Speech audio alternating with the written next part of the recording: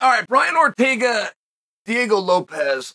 This is far more consequential than people realize, or even they're going to have time to realize, because of the short notice of this fight. Brian Ortega is one of the most misunderstood people in this sport. Nate Diaz is the most misunderstood, and Ortega's right near him. I like the comparison with Ortega and Diaz. My sense is Ortega looks up to Diaz in some fashion. And I said, because he fights just like him. He does his promos just like him. I mean, Ortega, just like Nate Diaz, cannot talk about fighting without boasting a jiu-jitsu black belt. And proud of where he got it. Henry Gracie for Ortega, Cesar Gracie for Nate Diaz. But when you get in the fight, that's not the way. This is what you got to worry about, right? They're gonna rope-a-dope you in the media. They're gonna talk about all the guillotines and all the armor. They're never gonna try to take you there. They're gonna bust you up, boom, boom, boom. And Ortega did a thing. Was it called tax collector? Tax collector or debt collector? And he had a principal role. It was a movie. Shia LaBeouf. I always have a hard time saying that guy's name. Star. A-level actor. It's a great film. Very well made. Ortega was so good in this, I thought it was going to cost him his career. Oh man, he's going to get scooped up. They're going to be giving him role after role. You guys remember Rampage had something very similar. Where Rampage, best fighter in the world. And all of a sudden he leaves fighting because he's going to go and be in the A-team. And Dana was, oh my goodness, what am I going to do about this? And then the A-team came out. And Rampage was so good as B.A. Baracus that Dana even took it back. He's like, he got me. I didn't know he could do this well. I'm glad he made the movie. Ortega was that good in Tax Collector. The reason I tell you that is if you watch that role and you understand what it takes to give that kind of a performance, to have that kind of confidence. And Ortega played a scary character in this. And he had to deliver some very scary lines and then make you, with his body language and his eyes and his presence, believe it. And it was such a stunningly good performance, but he doesn't always carry that over to MMA. Like, that's not what he's into. He's not into the press conferences and the post-fight. He's not into working the media and hustle. And he's so good at it. He is so good at it. If you ever meet him, I tell you he's misunderstood. If you ever meet him, not only will you like him, he's almost shy. I mean, he's such a polite guy. He's almost shy. It's almost hard to get words out of him. Brian Ortega, see, the timeline is so important here. It's so important to then understand the consequence that this fight against Diego Lopes has. Let me back you up to California. Young man from Spain, good boxer, used to be a wrestler named Mr. Water Bottle, Mr. Hand Sanitizer.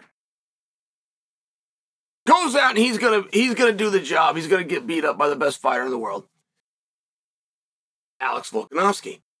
And Mr. Hand Sanitizer, boom, puts him down, grabs the world championship, extends his undefeated record. Now he's like 15 or 16-0. What are you going to do with him? On one hand, you're going to go grab Volkanovski, and you're going to allow him to have a rematch. He was the champion, ranked number 1. Return the same favor that he just did to you. But 1 week later, you have a main event between Ortega and Rodriguez. So, unspokenly, it looked as though that was going to be a number 1 contenders match. Like the calendar just matched up too well for it not to be. Ortega goes out, he handles his business, which was a great fight. Like, getting over on Rodriguez is so difficult to do. Ortega beats him and does not call out Ilia Topuria. And he not only didn't call him out, he got asked by the media, why didn't you call him out? Like, to get the title shot, all you had to do, and the media was right, like just because of the way things lined up. And Volk wanted two things. Volk wanted an immediate rematch and a break. So it was going to be very easy. Even like the politics of it was going to be very easy to slide the winner of Ortega versus Rodriguez in while Volk's taking his break. All right, great. And the media even said to him, why didn't you call him out? Like, all you had to do for this fight to be made was say Topuria's name. And it goes back to what I was telling you a moment ago, that Ortega doesn't play that. He's nice, and he's polite, and he's almost shy. And he's a very traditionalist, like Nate Diaz. You don't think of Nate like that, do you? You think of Nate as a brawler from Stockton. That's not who he is in his heart. Nate is a true martial artist. Like, he believes in honor and respect, and there is a code. And he will follow that code as he believes it to be, but so will Ortega. This is why he's so misunderstood. He's so incredibly misunderstood. So, all the while, Ilia Topuria doesn't have an opponent. Now, it looks as though it's going to be Max, and we're talking like it's going to be Max, and I'll go ahead and agree with you that it's going to be Max, but he still doesn't have that opponent. And that all got thrown out of whack because Ortega didn't say his name. But he didn't say his name because it had nothing to do with Topuria. Ortega didn't call out Topuria because Ortega thought he would be disrespecting Rodriguez. And he had a past with Rodriguez, and this was a rematch with Rodriguez, and he didn't want to just glance past it and push him to the side. Because that is not within the martial artist code that he adheres to. Very honorable. It's very respectable once you understand it. So what in the hell is he going to do? What's he going to do? Call his manager, talking to Tiki. And Tiki's like, man, I got full focus on this guy. All of my focus is on Ortega's fight. And then he informs me that it's at 155 pounds. Now, when I tell you that he's going to take on Diego Lopes, a lot of you hardcore fans know exactly what time it is. You're going, wow, that is going to be a knockdown, drag him out. You can almost forget about the grappling. And in many ways, I would agree with you. But that's you hardcore fans. Some of you go, who the hell is Lopes? And therein lies the consequence right there. When you are a hardcore lover, when you have a base, not you, it doesn't work if you have nothing. You have to have a base. But Lopes does, because he turns in excitement after excitement. He turns in win after win. This is a huge step up in name recognition. On the other side of the coin, he's taking on a featherweight. Right, it's one of these things.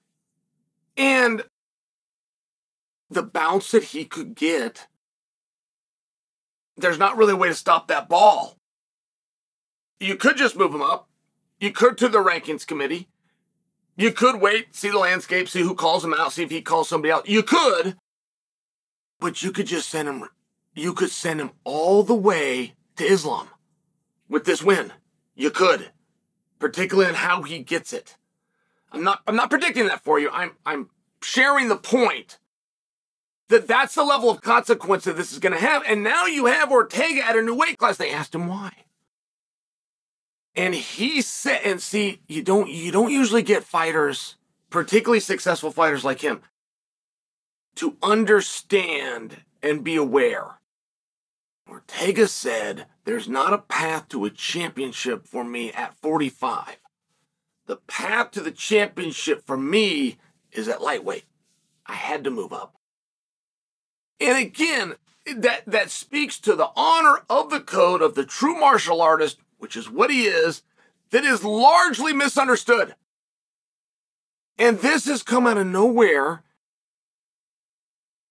Is it the most sought after fight? Well, what would you guys say? International Fight Weekend, June 29th. What's the fight you most want to see? And a lot of you, Errol Hawani calls it the people's main event. A lot of you are saying Ortega and Lopez, and I don't disagree. I'm just going to add to that the honor that both of these guys are showing by taking this on short notice. And I'm going to remind you, the consequence here is potentially massive to the winner.